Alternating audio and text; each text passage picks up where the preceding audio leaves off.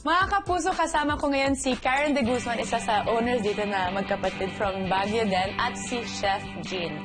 And we're gonna do something special today. Kasi anong pagkain pumapasok sa isip niyo kapag sinabing red velvet? Tama, di ba? Cupcake, cake. Pero have you guys ever heard or tried red velvet na pancake? Ako hindi. So, ito yung mga ingredients niyo at specialty niyo dito, di ba? Paano kayo nag-isip? Bakit red velvet na pancake? Ako po kasi personally, I really love pancakes. So, tapos, nag-start siya na yung desserts naman namin. Well-loved yung red velvet. And then, naisip ko na gawa kami ng version namin ng red velvet pancake. Okay, so simulan natin ito. Ako ang assistant ninyo. So, ano bang start? So, yun. Yung first step, kasi para maging fluffy yung pancakes, kailangan natin gumawa ng parang homemade buttermilk. So, ito yung nagpapa-fluffy ng pancakes. Mix mo lang siya. Palain na vinegar. Gamitin ko na lang ito. Yun na lang. Vinegar and milk. Tapos parang after 5 minutes kasi medyo magka-curdle siya. Okay. So, okay na yan? Papastay lang natin siya for 5 minutes. Sige. And then, mix na natin yung dry ingredients, yung Flour. pwede dyan sa ano. Stain mo lang. Oh my gosh. Okay na yan. The milk. Tapos ito. Okay.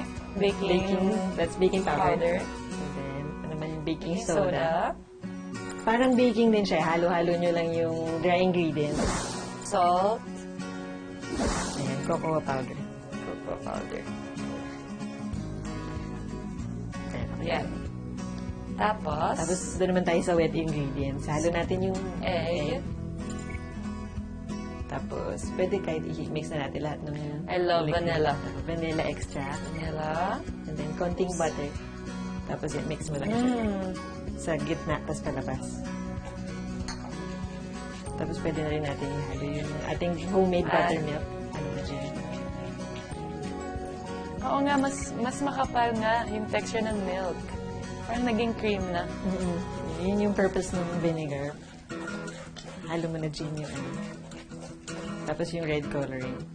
Medyo thick yung aming red velvet pancake para Pero magiging fluffy naman kasi. fluffy siya pag niluto. Wow! Tingnan nyo yan. Tanan! Ito yung isang serving, ganun. Sa gitna. At since may butter na yung mix, di naman kailangan idagdag sa pan.